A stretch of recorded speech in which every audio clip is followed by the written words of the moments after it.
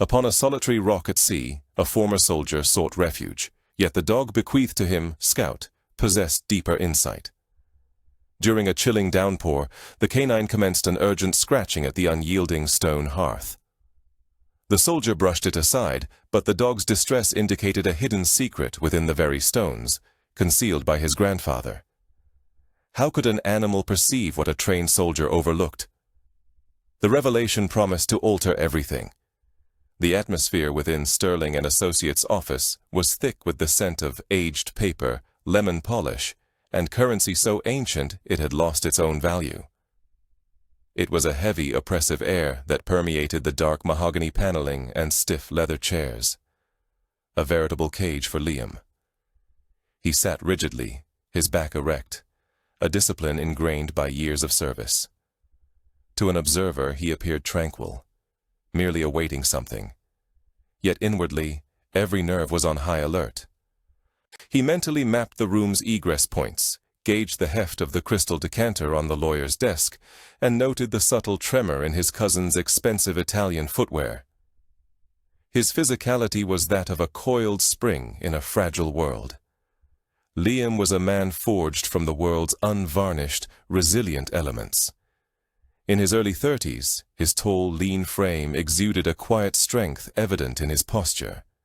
His short brown hair already bore distinguished streaks of silver at the temples, and his rugged countenance, though lined by hardship, revealed a fundamental kindness in his jawline. His eyes, a strikingly clear blue, held a profound and deep weariness.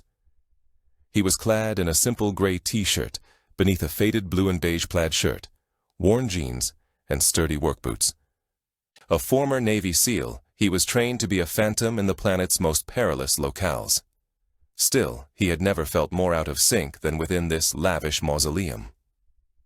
Across the desk sat his cousin, Evan, 5 years his junior. Evan was Liam's physical antithesis. Where Liam embodied structure, Evan denoted softness.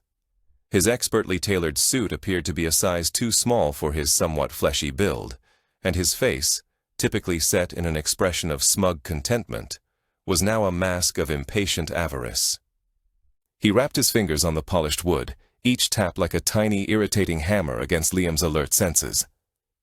Presiding over the awkward quiet was Mr. Sterling, a lawyer whose face seemed sculpted from ancient parchment, defined by dry lines and thin, pallid lips.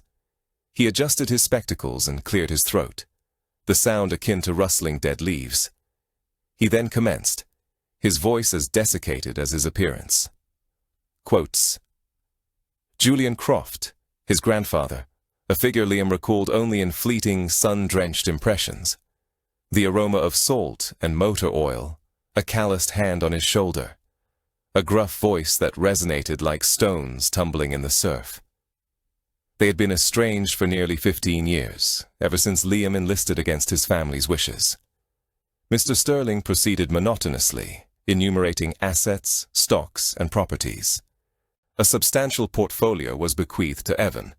A seaside residence in the Hamptons was also allocated to Evan. The entirety of the Croft Shipping Company shares went to Evan. With each inheritance, Evan's smirk widened, and he cast a condescending glance at Liam, the hapless soldier who had traded a fortune for a uniform.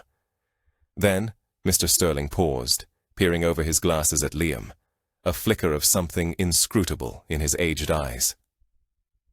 Quote. Evan emitted a low, dismissive chuckle. The lawyer disregarded him. Quote 1.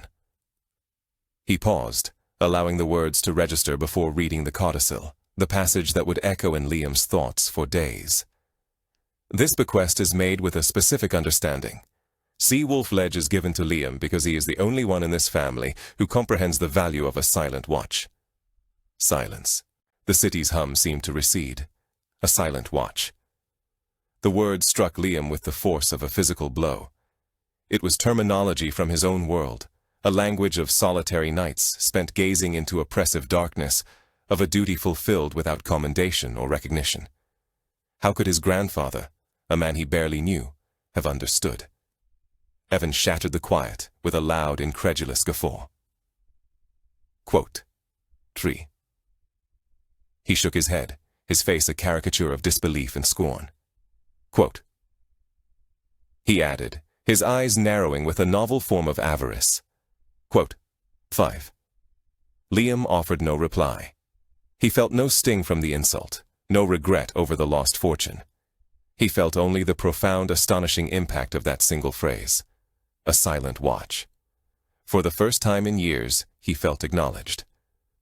After Evan had departed with a swagger, leaving behind the lingering scent of expensive cologne, Mr. Sterling leaned forward. Quote, 6, he stated softly. Quote, 7. The lawyer outlined the arrangements. A modest trust, managed by his firm, was established solely for the property's maintenance. It was a modest sum, sufficient for basic provisions and fuel, enabling a simple existence. Your grandfather also made provisions for the dog, Mr. Sterling continued. He slid a folder across the desk. He prepaid a local fisherman, a man named Jed, to make a trip to the ledge every 2 days with food and fresh water following his passing. He wished to ensure Scout was cared for until your arrival. Liam opened the folder. Within lay a deed, a hand-drawn map of the coastline marking Seawolf Ledge, and the fisherman's contact details. Quote, 2. Liam inquired, his voice raspy from disuse. Quote. The lawyer replied. Quote. Liam gazed at the map, a single point in the vast blue of the Atlantic. An inheritance comprised not of affluence, but of isolation. A decaying dwelling, a dog named Scout, and a legacy encapsulated in 6 resonant words. To Evan, it was an absurdity, a collection of worthless rocks. But to Liam, a man adrift amidst the clamor of a world he no longer fit, it sounded like the sole element capable of his salvation. It sounded like a tranquil haven to finally relinquish his watch. The protracted journey northward to Maine served as a gradual purging of the city's stale atmosphere. For 2 days, Liam drove, his aging pickup truck devouring the miles of asphalt separating the mahogany-paneled office from the rugged coastline of his inheritance. With each receding town, the structures diminished in size, the trees grew taller, and the sky expanded. The internal noise, the incessant hypervigilance that had been his constant companion since his final deployment, began to subside, supplanted by the steady rhythm of the engine and the wind's whispered cadence. He arrived in the small fishing village of Port Clyde as a damp gray twilight descended upon the harbor. The air carried a sharp scent of salt, pine, and receding tide, a clean, honest fragrance that seemed to cleanse his very lungs. Following Mr. Sterling's guidance, he located a weathered pier where a man, Jed, was mending a net under the solitary glow of a bare bulb. Jed was a man who appeared to have been sculpted from the very driftwood scattered along the shore. His face was a cartographic tapestry of deep lines etched by sun and sea. He wore a thick, oil-stained wool sweater, and his gnarled, aged hands moved with practiced, efficient grace. He looked up as Liam approached, his pale blue eyes assessing, missing nothing. "You must be the Croft boy," Jed stated, his voice a low murmur like stones shifting on the seabed. There was no warmth in his tone, but no hostility either. It was a simple declaration of fact. Liam corrected gently, extending his hand. "And you must be Jed." Jed wiped his hand on his trousers before grasping Liam's, his grip surprisingly firm. Quote, 3. Jed continued. Quote, 4. He gestured towards the pier's extremity. "Your transport awaits, and your companion." Tied to a cleat was a small, robust motorboat. Its blue paint was chipped and faded, its hull scarred from countless encounters with docks and rocks, yet it rested low and stable in the water. It was a workboat, built for function, not display. And there, seated in the stern, as motionless and silent as a statue, was a dog. Liam's breath hitched. The lawyer's description had fallen short. Scout was magnificent, a substantial 5-year-old German shepherd. His thick coat was a striking mosaic of silver gray and stark white, the colors of a winter storm over a tumultuous sea. His ears stood erect, his posture alert, and his intelligent amber eyes were fixed on Liam. There was no bark, no wagging tail, only a quiet, intense scrutiny. He was, as Julian Croft had described, a serious dog for a serious place. Liam moved deliberately, approaching the boat. He stopped a few feet away and crouched, making himself smaller. "Hey, Scout," he said, his voice soft. "I'm Liam." The dog's head tilted slightly. He rose from his seated position and walked to the boat's edge, his paws making no sound on the fiberglass. He leaned forward, sniffing the air, his gaze unwavering from Liam's. In that instant, Liam perceived not merely an animal, but a fellow sentinel. He recognized the same watchfulness, the same silent understanding of solitude that resonated within his own being. It was an immediate, profound connection, a silent acknowledgement passing between two creatures accustomed to the solitary watch. Quote 8. Jed remarked from behind him. Quote 9. Liam extended a hand, palm upward. Following a moment's pause, Scout leaned forward, gently pressing his damp nose against Liam's fingertips. A palpable connection seemed to form, a silent exchange of trust. Then, for the very first time, the dog's tail gave a single slow sweep against the side of the vessel. It was sufficient. Jed assisted him in loading his provisions, comprising several crates of sustenance, various implements, and a canvas bag containing his few personal effects. He familiarized Liam with the fundamentals of the boat's propulsion system, a straightforward, dependable diesel engine that sputtered to life with a cloud of dark exhaust. "It's not beautiful, but it will carry you there and back," Jed stated gruffly. "Your grandfather bequeathed it to you, fully paid." As Liam unfastened the mooring lines, Jed placed a hand on his shoulder. The ledge is a demanding location. It requires a great deal and offers little in return. However, your grandfather discerned something out there. I trust you will find it. With a final, acknowledging nod, Liam propelled the boat away. The small craft chugged out of the harbor, leaving behind the inviting illumination of the town. Scout stood at the prow, his paws planted with assurance, his silhouette a distinguished form against the dimming heavens. He appeared perfectly at ease on the undulating water, a genuine inhabitant of this newly discovered marine domain. 20 minutes later, it materialized. Seawolf Ledge. It presented as a sharp, dark granite projection emerging from the slate-colored sea. It was more daunting and isolated than he had envisioned. Perched precariously atop its highest point was a small, dark structure, a wooden dwelling that appeared as though a single powerful gust of wind could send it plunging back into the ocean's embrace. Evans's taunting laughter replayed in his mind, a worthless speck of land. Navigating with caution, Liam discovered the small, sheltered inlet that his grandfather had marked on the chart. He silenced the engine and allowed the boat to drift the remaining few feet until its hull brushed against a rough stone landing. The ensuing silence was profound, disturbed only by the rhythmic crashing of waves against the opposite side of the rock and the lonely call of a distant seabird. This was solitude in its most unadulterated form. Scout leaped from the boat to the rock with effortless grace, then turned, awaiting patiently. Liam followed, his boots finding purchase on the slippery stone. He secured the vessel and retrieved a bag, commencing the steep ascent towards the dwelling. The wind buffeted his clothing, its chill sharp with the tang of salt.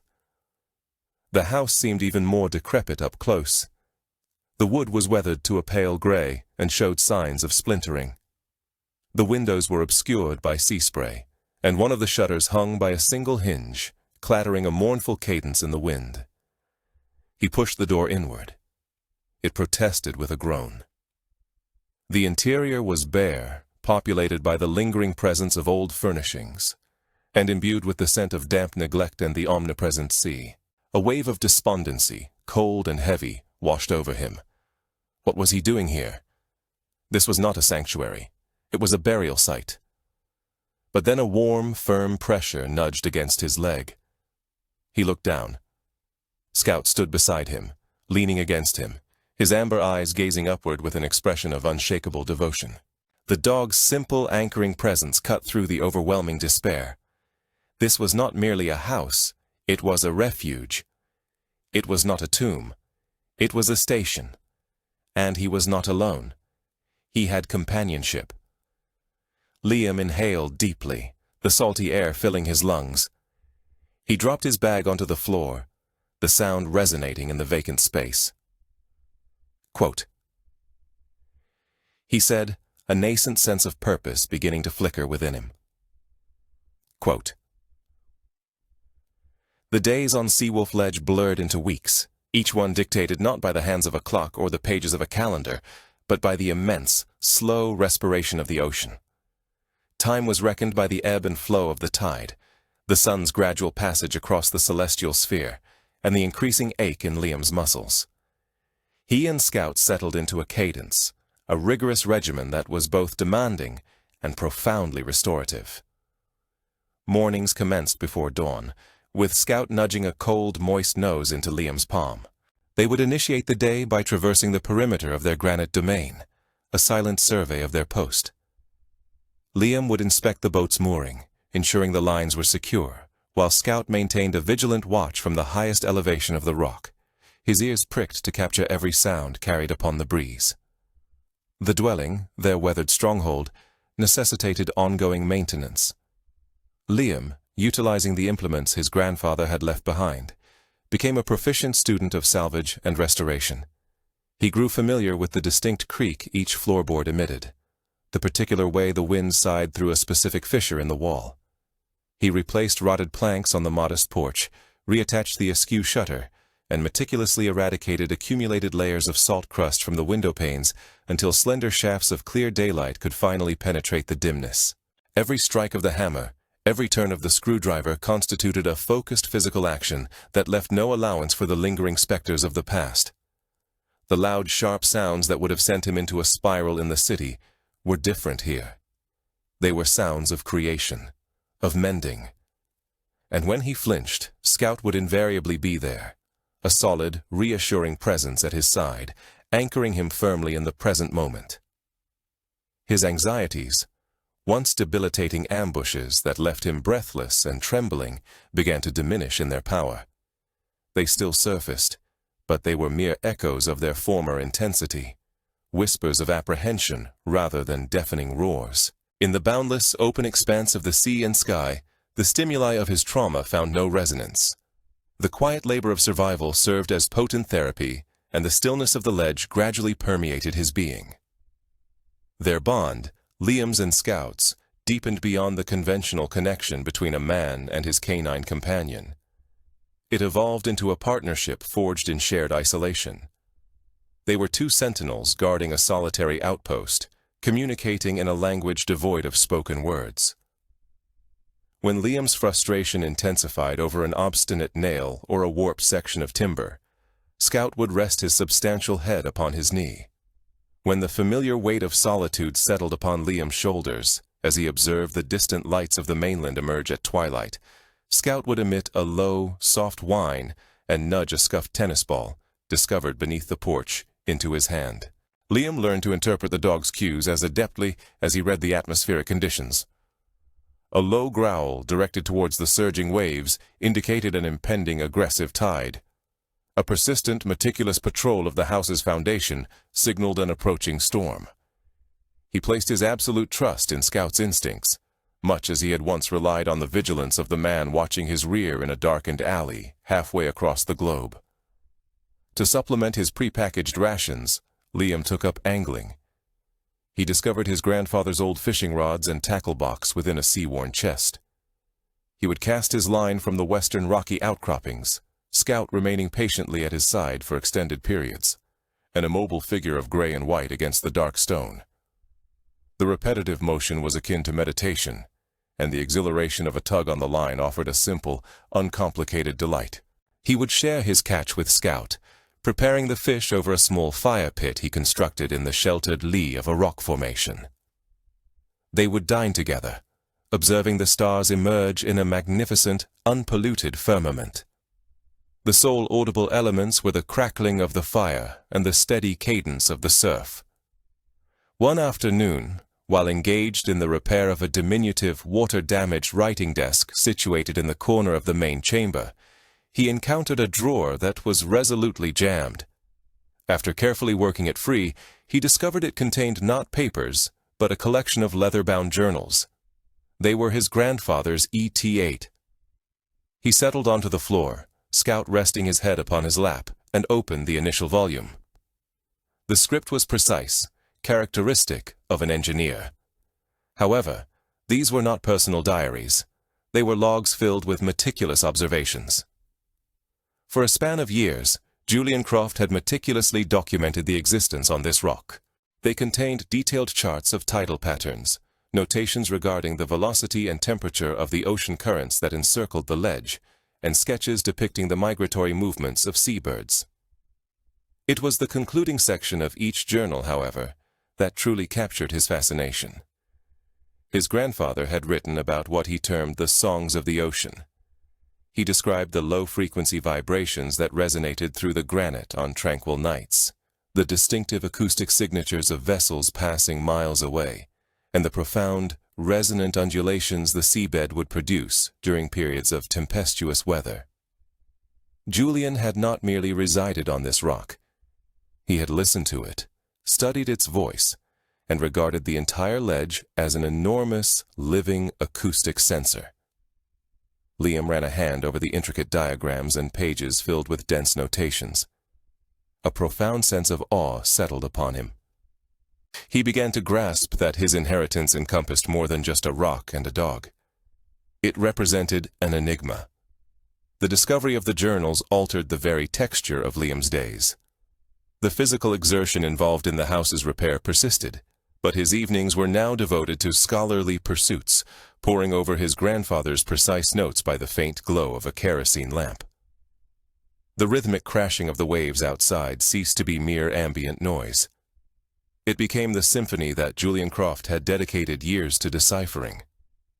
Liam felt an intensifying connection to the grandfather he scarcely knew, a kinship of shared purpose that transcended temporal boundaries. He was no longer solely an heir. He was evolving into an archivist. A week subsequent to locating the journals, a cold, persistent precipitation commenced, enshrouding the ledge in a dense gray haze that rendered the demarcation between sea and sky indistinct. It was the sort of weather that penetrated to the very core, compelling confinement indoors. Liam kindled a fire in the stone hearth, the flames providing a welcome burst of orange and warmth against the somber atmosphere. He settled into an old armchair, holding one of the journals, while Scout lay sprawled on the worn rug before the fire, his head resting upon his paws. For an hour, the sole audible sensations were the crackling of the fire, the percussive drumming of the rain upon the roof, and the rustle of turning pages. Then Scout stirred. He lifted his head, his ears twitching, and emitted a low, almost inaudible whine. He rose and padded over to the hearth, sniffing with intense focus at the large, flat granite slab that formed its base, situated just to the left of the firebox. Liam observed him over the rim of the journal. "What is it, boy?" he inquired. "A mouse?" Scout ignored him. His sniffing grew more agitated. He lowered his head and let out a soft whine, a thread of quiet urgency woven into the sound. Then he performed an action entirely novel within the confines of the house. He raised a paw and began to scratch at the stone. The scrape of his claws against the rock registered as a sharp, jarring noise in the hushed room. "Hey, take it easy," Liam said, setting his journal aside. "You'll sand those claws down to nothing." Scout met his gaze, his amber eyes alight with intensity, then deliberately turned and scratched the stone once more, with greater force this time. A low, guttural sound, more a rumble than a bark, escaped his throat. It lacked any aggression, instead conveying a profound frustration, as if he were striving to impart something crucial to Liam, yet was hampered by the absence of words. Liam rose and crossed the room, crouching beside the dog. He ran a hand over the stone surface. It felt cold, solid, and indistinguishable from any other part of the hearth. "There's nothing here, Scout." But Scout remained unyielding. He paced back and forth before the stone, whining and nudging Liam's hand with his nose, urging him towards the hearth. A fleeting wave of annoyance washed over Liam, but it was swiftly supplanted by a different sensation: trust. He recalled instances in Afghanistan when the team's combat tracker dog would freeze, refusing to advance, signaling the presence of a concealed explosive device that would have annihilated them all.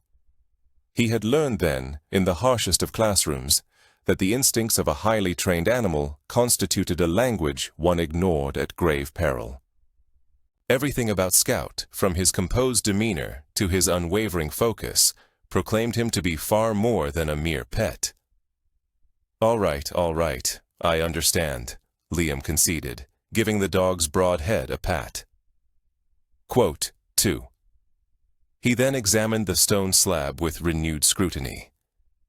It was massive, set perfectly flush with the floorboards. But as his fingers traced the seam where it met the wooden floor, he detected it. A subtle give, a minuscule shift imperceptible to the naked eye.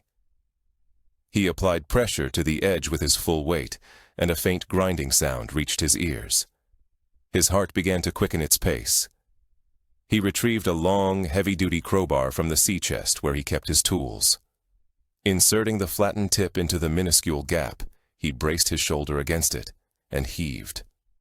For a moment, nothing transpired. Then, with a deep groan of protest, the weighty stone slab tilted upward. Beneath it lay not earth or foundation, but a dark, vacant cavity. The air that ascended from it was cool and dry, carrying a faint metallic aroma. The entire interior of the cavity was lined with dull gray lead sheeting. A lead-lined box integrated directly into the house's foundation, protected by a stone that must have weighed 300 pounds. Scout stood beside him, panting softly, his tail delivering a few slow, satisfied thuds against the floor. Reaching within, Liam's fingers brushed against two objects. The first was a book, akin to the other journals, yet encased in oilcloth, rendering it perfectly preserved. The second was a weighty object fashioned from brass. He lifted it out. It was not a key in any conventional sense. It was a solid piece of machined brass featuring a T-shaped handle and a cylindrical end intricately cut with a series of complex interlocking notches and grooves. It more closely resembled a specialized component for a piece of machinery than an instrument for unlocking a door. He set the peculiar key aside and unwrapped the journal. Opening it to the initial page, he encountered the same precise architectural script, but this time it conveyed something different. My name is Julian Croft. In the year 1973, I was honorably discharged from the United States Navy, where I served as a senior acoustic engineer on the Sound Surveillance System project. Liam reread the words, then a third time. An acoustic engineer, the Navy. The journals, replete with notations concerning the vocalizations of the ocean, suddenly coalesced into sharp clarity. This had never been a fisherman's pastime. It represented the culmination of a specialist's life's work, a man professionally trained to discern the secrets of the deep. He slowly lifted his gaze from the page, his eyes settling on the peculiar brass key, glinting in the firelight. The enigma of Seawolf Ledge, he realized, was only just commencing. The fire in the hearth had dwindled to glowing embers, yet Liam felt no chill. The words on the page before him served as a fire of their own, consuming decades of mystery. He settled onto the floor, the oilcloth-wrapped journal open on his lap, Scout a warm, substantial presence leaning against his side. The peculiar brass key rested on the stone hearth, its intricate design capturing the faint, pulsating glow from the coals. Sound Surveillance System. The official project designation was Clinical Cold, but within Julian Croft's private writings, the project sprang to vibrant life. This journal differed from the others. It was not a log of observations. It was a confession, a manifesto, and a blueprint for a hidden world. With a deepening sense of incredulity, Liam read about the inception of Seawolf Ledge.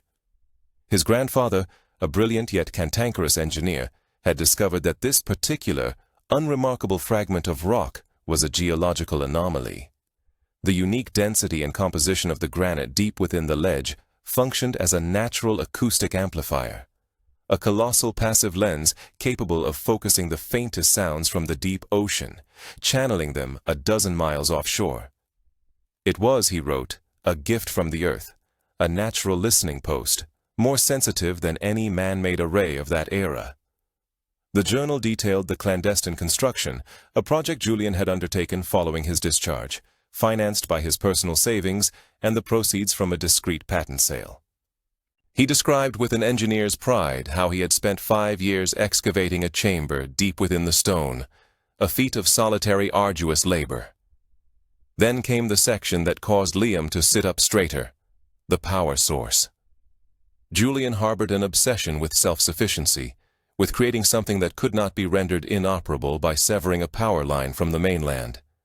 He had designed and constructed a groundbreaking tidal generator. Employing a series of concealed underwater turbines within a narrow channel on the ledge's northern flank, the system harnessed the immense, unceasing power of the incoming and outgoing tides.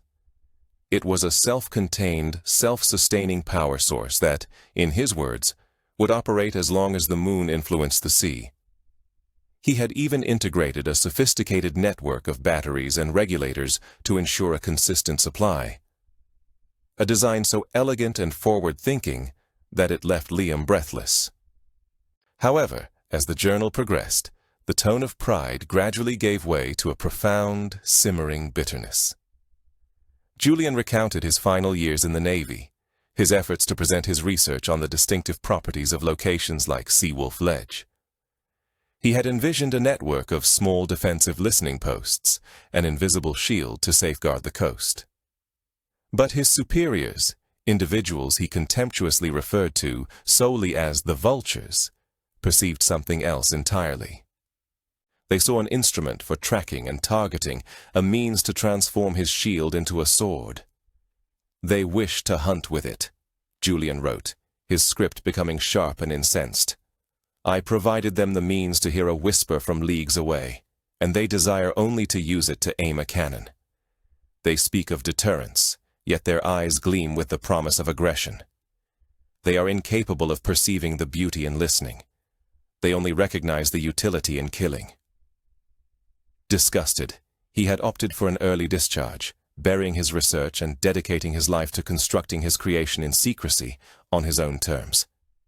He had built his station not for a government or a military entity, but for the principle of the silent watch itself. His intention was to listen, to comprehend, to protect, not to attack. He was a guardian, not a hunter. As Liam absorbed these words, the phrase from the will resonated in his mind with thundering clarity. He finally grasped that this was the silent watch his grandfather had alluded to, a solitary, lifelong vigil against the very forces they had both once served. Liam gently closed the journal, his mind in a state of profound disorientation. The quiet, eccentric old man of his childhood had been a visionary, a genius living in self-imposed exile, safeguarding a secret with the potential to alter the world. He looked at Scout, who met his gaze with his steady, knowing eyes. He trained you for this, didn't he? Liam whispered. He trained you to find someone who would understand. He picked up the journal again, turning to the final few pages. The narrative prose ceased abruptly, replaced by something starkly familiar, a language he understood as well as his native tongue.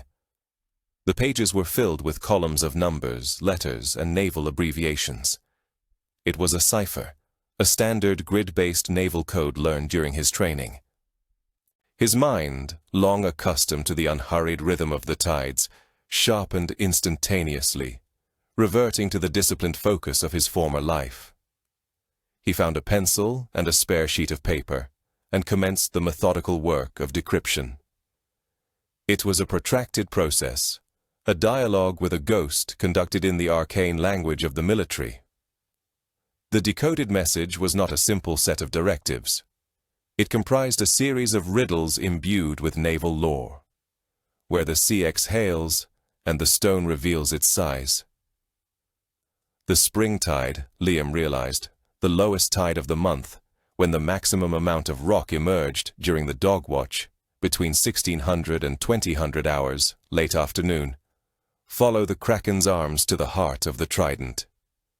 He recalled from the earlier journals his grandfather's fanciful moniker for a distinctive rock formation on the far side of the ledge. A cluster of long, dark kelp beds that bore a resemblance to tentacles extending from a central three-pronged rock. The final line of the code was a simple drawing.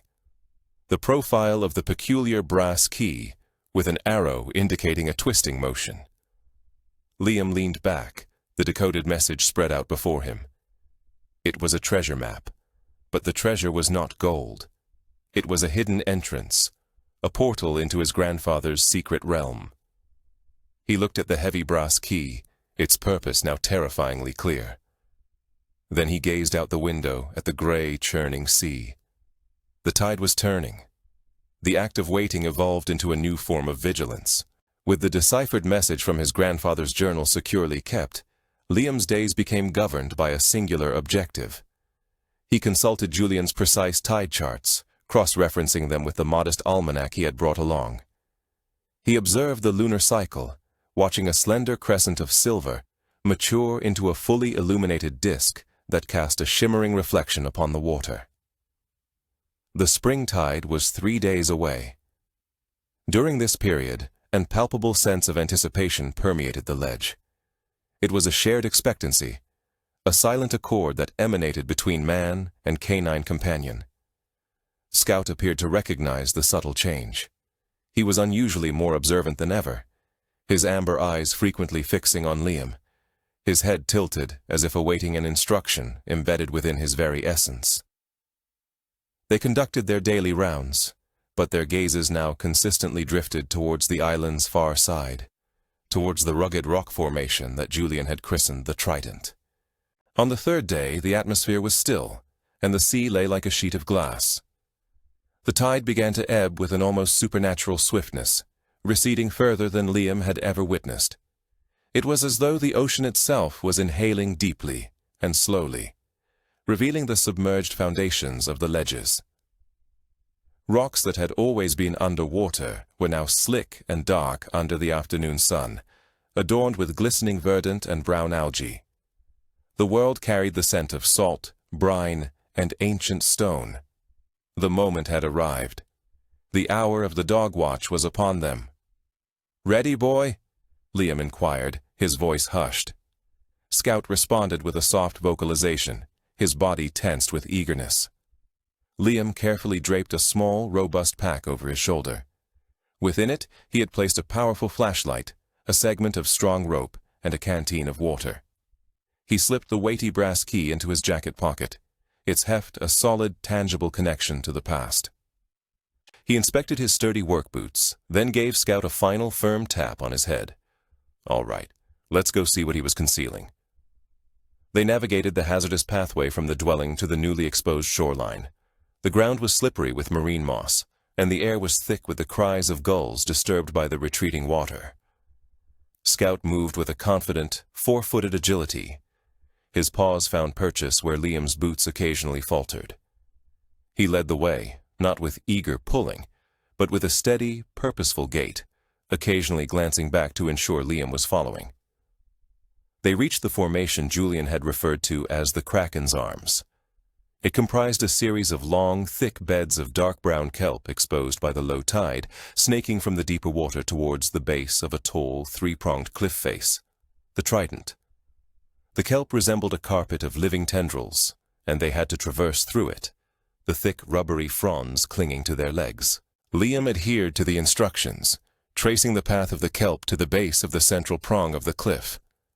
It presented as a sheer granite wall, slick with moisture, and covered in a dense tapestry of seaweed and barnacles. It appeared unbreachable, a solid, unyielding section of the earth. There was no indication of a door, no hint of a seam, nothing to suggest it was anything other than its outward appearance. For a fleeting moment, a trace of doubt entered his mind. Had he misinterpreted the code? Was this entire endeavor a baseless fantasy? Then, Scout acted. He moved past Liam, his nose pressed against the rock. He proceeded along the base of the cliff, sniffing, his tail held low and straight. He stopped at a location that looked identical to every other section of the wall, a spot entirely cloaked in a thick curtain of dark green seaweed. He sniffed it once, then twice, and subsequently looked back at Liam. He emitted a single, sharp, commanding bark. It was not a sound of alarm or excitement, but one of confirmation. Here, Liam's doubt dissipated, supplanted by a surge of adrenaline. He placed his trust in the dog. He made his way to the designated spot and commenced pulling the heavy, sodden curtains of seaweed aside. The rock beneath felt dark and slimy. He ran his hands over the surface, searching for any imperfection, any crack or seam. Nothing.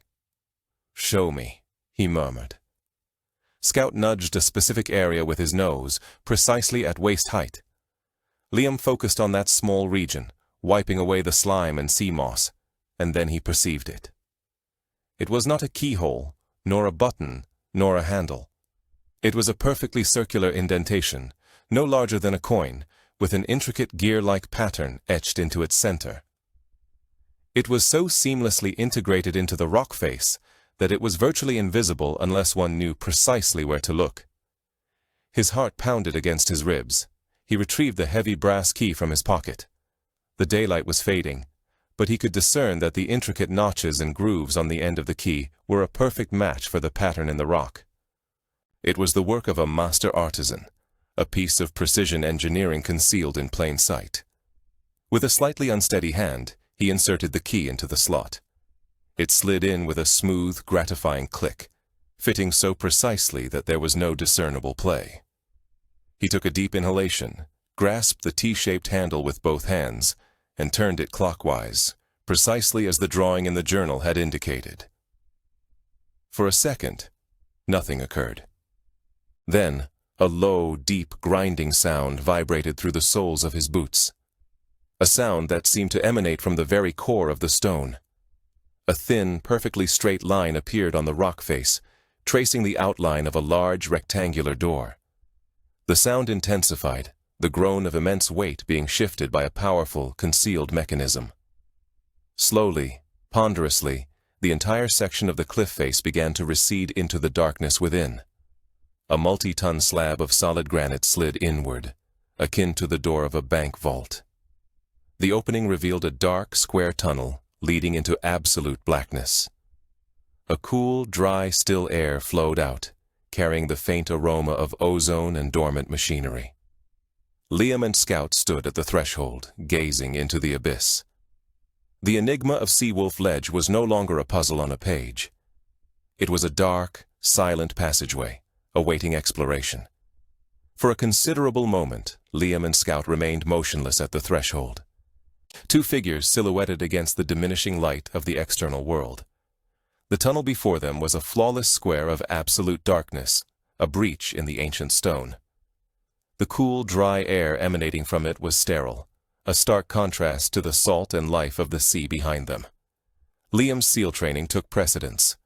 Pushing aside his initial astonishment, he activated the powerful flashlight from his pack, its beam carving a sharp white cone into the darkness. The tunnel possessed smooth walls, lined with a material that did not reflect the light, seemingly absorbing it. It extended straight for approximately 50 feet before terminating at a heavy, sealed metal door, reminiscent of one found on a naval vessel. "Stay close," he murmured to Scout, though the command was superfluous. The dog was already pressed against his leg, not out of fear, but with a quiet, alert readiness. His ears were pricked forward, his nose twitching as he processed the unfamiliar sense. They proceeded down the tunnel together, their footsteps the sole sound in the profound silence. Liam kept the flashlight beam moving, methodically scanning the walls and ceiling. The construction was impeccable, the work of a master. He reached the door and examined the locking mechanism, a large circular wheel. He placed his hands upon it and turned. Decades of disuse had done nothing to impede its functionality. It spun smoothly, silently, and the heavy door swung inward with a soft hiss of equalizing pressure. Liam stepped through the doorway and halted abruptly, his breath catching in his throat. He was standing on a raised metal catwalk overlooking a cavernous circular chamber. The room had been carved directly from the living granite of the ledge, yet the space was filled with the quiet, imposing presence of advanced technology. Banks of servers with blinking standby lights lined one wall. A series of complex control panels and consoles formed a semicircle in the center of the room. Dominating the far wall was a massive curved screen, currently dark and silent. The air was cool and circulated by a faint, almost inaudible hum.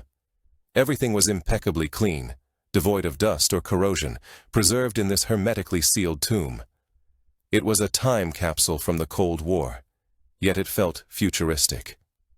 Scout emitted a low, soft whine, his gaze sweeping over the incredible sight before him. Liam descended the metal steps to the main floor, his boots clanging softly in the vast expanse. He approached the central console, running a hand over its cool, smooth surface. He retrieved the lead-lined journal and opened it to the pages that followed the cipher. There, his grandfather had meticulously detailed the startup sequence in the same precise, methodical script. It was a complex, multi-stage process designed to prevent accidental or unauthorized activation. First, engage primary power from the tidal regulators, the instructions began. He located a heavy, shielded panel on the wall. Within it lay a series of large, insulated levers. Following the diagram in the journal, he engaged them one by one. A deep, resonant hum began to fill the chamber, a sound that seemed to vibrate up from the very bedrock. The standby lights on the server banks shifted from amber to a steady, solid green. The station was awakening. For the subsequent 10 minutes, he was no longer Liam Croft, the lost veteran. He was a SEAL operator, following a mission checklist with calm, focused precision. He moved from console to console, initiating diagnostic checks, bringing the cooling systems online, and verifying power flow to the main processors. Each step represented a small triumph, a connection to the brilliant mind that had conceived this place. Scout shadowed his every movement, a silent gray and white phantom in the suddenly illuminated room. Finally, he arrived at the last step, a single protected button on the main console labeled Acoustic Array Online. He drew in a breath, cast a glance at Scout, and initiated the process. The vast curved display flickered to life. Streams of diagnostic information rapidly streamed across its surface in a glowing green font. A wireframe depiction of the nearby coastline materialized. Subsequently, a sequence of expanding circles emanated from a point designated as Seawolf Ledge. And then it transpired. The text and lines dissolved, supplanted by a radiant burst of light and color. The screen transformed, becoming a portal into a realm of sheer auditory experience. The deep, hushed darkness of the ocean was rendered as a vibrant panorama of sound. The consistent, low-frequency hum of a distant merchant vessel manifested as a slow-moving current of deep indigo. A group of dolphins, conversing several miles distant, appeared as a succession of vivid electric blue flashes. The ambient noise from a shrimp aggregation was depicted as an unending, shimmering haze of pale green static. Liam observed, completely captivated. He was beholding the sonic landscape his grandfather had described. It was a universe more vivid, more intricate, and more alive than he could have ever conceived. He could discern the underwater currents, sense the Earth's tectonic pulse, and witness the hidden dialogues of the deep. It was simultaneously beautiful, daunting, and immensely potent. This was the focus of Julian Croft's dedicated existence. Not a weapon, but an enhanced perception, a novel means of apprehending the fundamental rhythm of the planet. As he stood in awe, his gaze was drawn to a small brass plaque affixed to the console just beneath the primary screen. It had been meticulously polished to a high sheen. Inscribed upon it in his grandfather's distinctive handwriting was the ultimate directive, the guiding philosophy behind this entire extraordinary innovation. employ it for safeguarding, not for personal gain. The responsibility is now yours." While Liam was uncovering a concealed world beneath the waves, his cousin Evan was immersed in a world of documentation and figures, and he was far from pleased. Back in the city, enveloped by the conveniences his inheritance had afforded him, a persistent, gnawing irritation had taken root. The old man's will had been a personal affront, a public declaration that the military man was somehow more deserving than the businessman. To Evan, this was utterly unacceptable. Fueled by a potent blend of injured pride and unadulterated greed, he had engaged a team of forensic accountants to meticulously examine every financial transaction Julian Croft had undertaken over the preceding 30 years. He was actively seeking hidden accounts, undeclared assets, anything to substantiate the notion that the elder man had defrauded him. For weeks, the accountants unearthed nothing. Then, they shifted their focus to the expenditures. The report arrived on Evan's desk with a significant thud. It was a substantial binder meticulously detailing decades of astonishing outlays. It enumerated massive, recurring payments to specialized marine engineering firms, invoices for hundreds of tons of premium steel, lead, and copper wiring procured from industrial suppliers, and contracts with deep-sea demolition and excavation crews. All of it. Every single dollar had been directed towards a single, seemingly insignificant asset. Seawolf Ledge. Evan stared at the figures, his mind racing. It wasn't a hidden hoard of gold his grandfather had concealed. It was something he had constructed, something costly, something valuable. His imagination, inflamed by avarice, soared. A private research facility, a clandestine vault, a groundbreaking piece of technology. Whatever its nature, it rightfully belonged to him, the true heir. The soldier could possess his rock, but the prize concealed within it was an entirely different matter. He initiated a few telephone calls. The first was to arrange transport. The second was to procure security. He remained uncertain of what precisely he would discover on that ledge. However, he was resolutely determined not to permit his quiet, emotionally scarred cousin to impede his muktir. 2 days later, a sleek, formidable motor yacht sliced through the somber expanse of the ocean. Its pristine white hull stood out as a stark disruption against the rugged terrain. At the helm stood Evan, clad in an expensive waterproof jacket that appeared to have never encountered even a hint of moisture. Beside him stood 2 men he had engaged for the occasion. One was diminutive and wiry, exuding an aura of nervous energy. His name was Finn. The other was a man of immense stature, silent and brooding, known as Rook. They were not mariners. They were enforcers.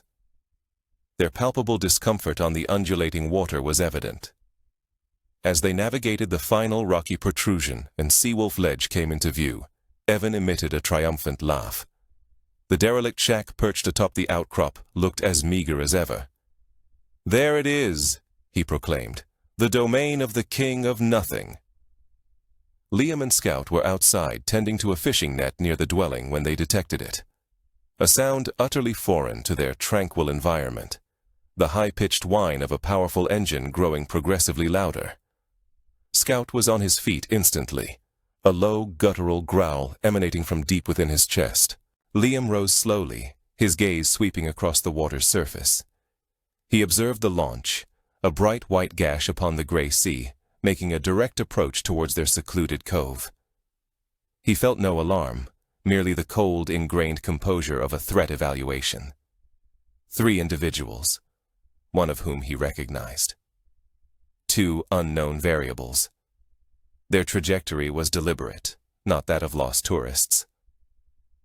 He placed a hand on Scout's back, the dense fur yielding beneath his palm. "Aye, boy," he murmured. "Maintain your post."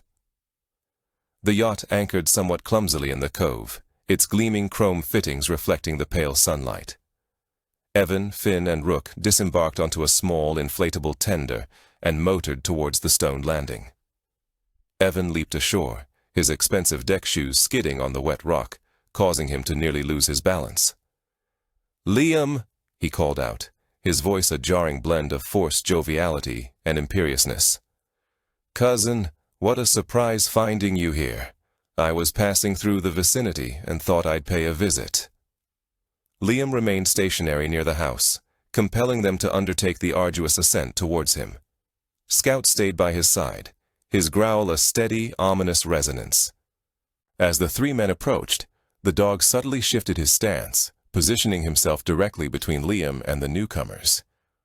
"That's a substantial canine," Finn remarked nervously, his attention fixed on Scout's bared teeth. "He's generally amiable if given a suitable reason," Liam responded, his tone level and deliberate. His gaze remained fixed upon Evan. "What is it you desire, Evan?" "Straight to the point. I appreciate that," Evan stated, attempting to regain his composure. He gestured dismissively towards the shack. "I've been reviewing Granddad's financial records. It appears he expended a considerable sum transforming this collection of rocks into... Well, that is precisely what I am here to ascertain. I am here to claim my property." "You received your inheritance," Liam stated. "This belongs to me." "The rock is yours," Evan sneered, his veneer of pleasantry disintegrating. "Whatever technology, whatever vault, whatever he constructed here using the family's funds is mine. Now, you can show me its location, or we can resolve this through less amicable means." He nodded towards Rook, who advanced menacingly. Liam did not even acknowledge the large man. His focus remained solely on his cousin. He was the commander of the threat. "There is nothing here for you," he stated. "You should return to your vessel and depart." Evan emitted a laugh, a shrill, unpleasant sound. "Oh, I don't believe that will be the case. You see, I am not acting solely on my own behalf. I have been in communication with some highly interested investors, a foreign consortium. They readily compensate top dollar for distinctive American engineering, with no inquiries made. They are exceedingly eager to ascertain what is available for acquisition." The words struck Liam with the force of a physical impact. This had transcended a mere matter of avarice. Evan, in his blind, foolish cupidity, was attempting to divest a critical component of national defense to an unidentified foreign entity. He was a predator, precisely as his grandfather had depicted. Moreover, he was a traitor. The ambient temperature on the ledge seemed to plummet. Liam's posture underwent a transformation. The weary occupant of the land vanishing, replaced by the austere, resolute bearing of the SEAL operator. Scout immediately perceived the shift. His growl deepened, escalating into a sound that was no longer a mere warning, but a solemn pledge. The sky, which had been clear moments prior, began to darken in the west. A bruised purple line materialized on the horizon. A tempest was gathering, in more ways than one. The atmospheric alteration was instantaneous and absolute. The bruised line on the horizon was not a distant menace. It was the vanguard of a ferocious onslaught. The wind, which had been a steady breeze, suddenly shrieked, tearing violently at their attire with unseen force. The sea, moments before a manageable swell, surged in a series of colossal, dark green waves, their crests frothing into white fury. The initial impact of these monumental waves against the base of Seawolf Ledge caused the entire granite formation to shudder, a deep, resonant vibration that traveled up through the soles of their boots.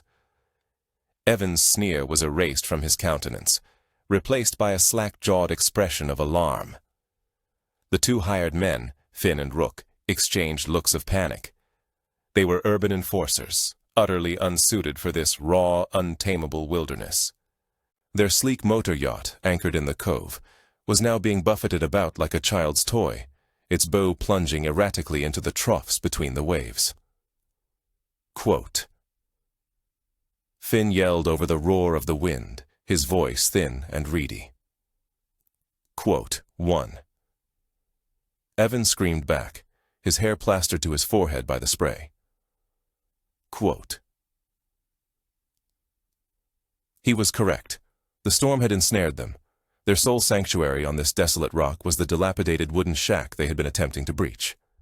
Desperation transmuted Evan's greed into a primal form of courage. "Force the door open," he commanded, pointing a trembling finger at Rook. "Now." Rook, the silent figure of imposing stature, required no further impetus. He lowered his shoulder and charged the weathered wooden door. The frame splintered upon the initial impact, the sound lost amidst the wind's howl. Liam and Scout were compelled to retreat into the cramped single room. Another wave struck the ledge with greater force this time, and a sheet of frigid water cascaded over the roof, infiltrating numerous cracks to descend upon them. Rook struck the door again, and it sagged precariously on its hinges. It would not withstand a third assault. But just as the large man braced himself for the decisive blow, Scout performed an action Liam had never before witnessed. The deep, menacing growl in his chest subsided. He raised his head, and from his throat emerged a sound that was neither a bark nor a snarl, but a protracted, high-pitched, wailing cry. It conveyed profound distress, a primal warning, a lament that seemed to mirror the storm's own sorrowful keen. This sound bore no relation to the men by the door. It was directed at the very bedrock beneath their souls. Liam froze. He recognized that sound. Julian had detailed it in the final coded journal. Quote,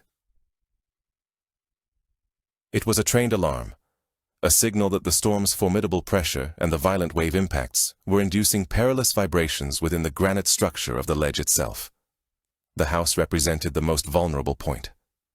The tunnel and the station beneath were their only true refuge. As if to underscore the warning, a window on the seaward side of the shack burst inward, shattered by a wave that had scaled the cliff face.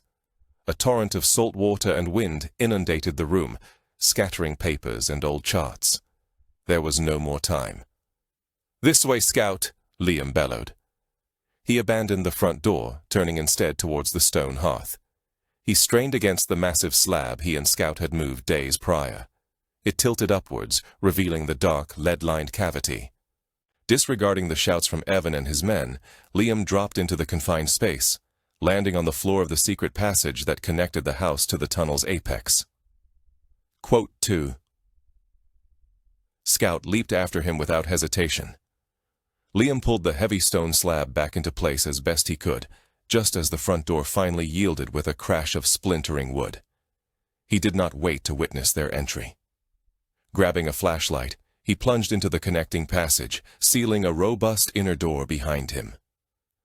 Moments later, they emerged into the quiet, still air at the top of the main tunnel. Liam slammed the heavy naval door shut, spun the wheel, and the storm's chaos was silenced, supplanted by the calm, steady hum of the station below. His heart pounded, but his mind was sharp. He and Scout descended into the primary chamber. The space was a haven of tranquility, undisturbed by the tempest raging merely 100 feet above. However, the colossal screen told a different narrative. The symphony of the deep had devolved into a cacophony. The sonar display was a chaotic jumble of vivid colors as the storm transformed the ocean into a frenzy of acoustic noise. It served as a perfect shroud, and concealed within it, Liam instantly perceived it. It was a small, dense, dark blue signature, moving slowly but purposefully toward the ledge.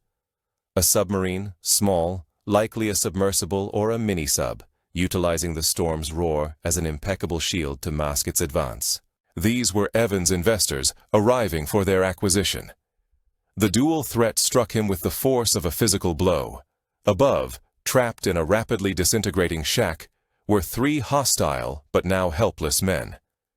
Below, closing in on his position, was a 4th unknown and infinitely more perilous adversary.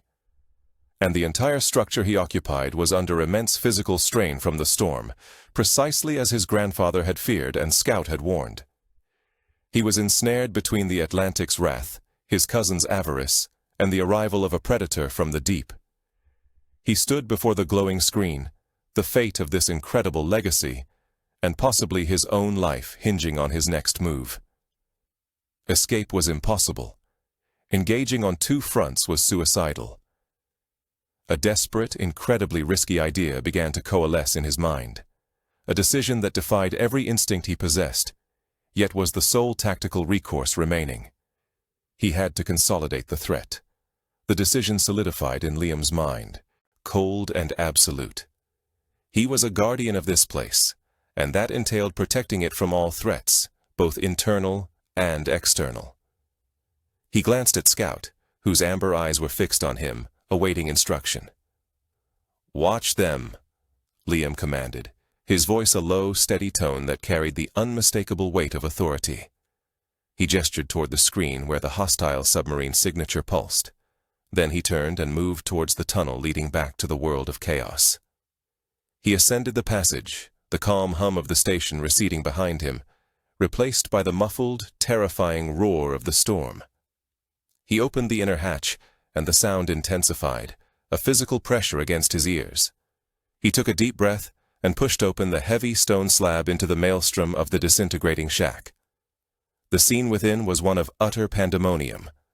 Evan, Finn, and Rook were huddled against the far wall, their faces pale with dread in the flickering gloom. The roof groaned under the assault of the waves, and water poured through a dozen new breaches. The front door was gone, offering a terrifying vista of a black, churning sea. They appeared like cornered, desperate animals. "Evan!" Liam's voice pierced the wind's roar. The three men spun around, their eyes wide with shock at his sudden reappearance from the floor. "The house is breaking apart," Liam stated. Not as a warning, but as a fact. "You have 5 minutes, possibly less, before this entire structure is swept into the ocean. You have one chance to live. Follow me now." "Follow you where?" Evan shrieked, his voice cracking. "To the only place on this rock that's going to exist in 10 minutes. Quote 2. You will come with me. You will not speak. You will not touch anything, and you will do precisely as I say. That is the deal. The alternative is you stay here and drown. Your choice. Quote 3. Hostile submersible, Class Sierra, on approach. Vulture's nest is compromised. Request immediate assistance. Vulture's nest. Julian's final, bitter jest. He sent the message. There was no confirmation, no reply. There was only the hope that someone, somewhere, was still listening. The hours that followed were the longest of Liam's life. Trapped in the heart of the stone, they were 5 souls adrift in a sea of fury. The sole evidence of the storm was the violent, chaotic display on the sonar screen and a deep, bone-jarring vibration that pulsed through the granite. Above them, the shack was torn from its foundation and consumed by the sea. The submarine maintained its position, a patient predator awaiting the chaos to subside. Evan and his men huddled on the floor, their bravado stripped away, reduced to shivering, silent figures. Evan would occasionally steal a glance at Liam, his expression no longer avaricious, but filled with a dawning, sickening comprehension of the magnitude of his transgression. Then, as dawn approached, the vibrations began to lessen. The storm was abating. On the screen, the acoustic chaos started to calm. The dark blue signature of the submarine resumed its movement, initiating its final slow approach to the ledge. But then, new signals appeared. 2 fast-moving signatures of brilliant gold converging on the submarine's location. Coast Guard cutters. The silent drama unfolded on the screen. The submarine abruptly altered course, attempting to flee. The cutters were faster. They bracketed the sub, and the blue signature slowed, then stopped. It was over. 2 hours later, under a clear, rain-washed sky, the heavy granite door of the station slid open. Liam, Evan, Finn, and Rook emerged, blinking in the bright sunlight. The top of the ledge was a scene of utter devastation. Nothing remained of the house but a few splintered planks wedged between the rocks. A Coast Guard cutter was anchored in the cove, and armed sailors were waiting. Evan and his men were taken into custody without a word, their faces etched with defeat. Another vessel arrived shortly thereafter, a sleek gray naval transport. A single man disembarked and ascended the ledge. He was older, in his late 60s, with a face that was both kind and authoritative, wearing the crisp uniform of a Navy admiral. He walked directly to Liam, his eyes taking in the scene. "Liam Croft," he asked, his voice calm. "I am Admiral Hayes. Your grandfather and I served together on the SOSUS project a long time ago. I was the one who received your message, Vulture's Nest. Only Julian would have called it that." Quote, "We always wondered what he was building out here. We knew it was brilliant, but we never knew it was this." Quote, 1. The technology in there is unique, irreplaceable. Julian's design is a generation ahead of its time. Even now, it cannot be abandoned. But it is far too delicate for just any individual to manage. He paused, his eyes finding Liam's. "Your grandfather bequeathed this location to you for a specific cause. He was convinced that you were the one person who comprehended the watch. It appears his belief was accurate. We wish to formalize this. We are ready to propose a special civilian contract with naval intelligence to you. You would be exclusively responsible for safeguarding and operating this establishment. Your directive would be to carry on his endeavors, to observe, to defend." Liam gazed out towards the horizon, at the boundless azure stretch of the Atlantic. He felt Scout press against his leg, a comforting firm support in this altered reality. The isolation, the specters, the sensation of being an outsider had dissipated, cleansed by the tempest. He had discovered his calling, not in some remote, war-ravaged territory, but here on this insignificant outcrop. "The watch now belongs to you," his grandfather had penned. "Yes, sir," Liam responded to the Admiral, his voice distinct and resolute. "I accept." Several months elapsed, and a small, reinforced observation post, constructed to endure any storm, occupied the space where the shack had previously stood. Liam and Scout were positioned at the cliff's edge, the afternoon sun warming their countenances. They were no longer ostracized, no longer phantoms, tormented by the past.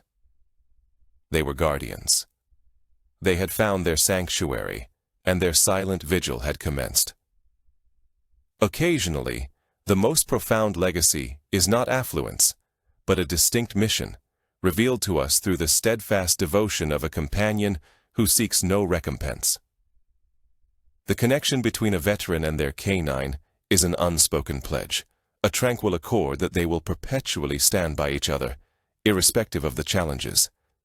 If the narrative of Liam and Scout's silent watch resonated with you, we would be deeply appreciative if you would convey your reflections in the section below. Kindly consider subscribing to experience further accounts of valor and camaraderie, and make certain to access our most recent story, which awaits you presently on the display.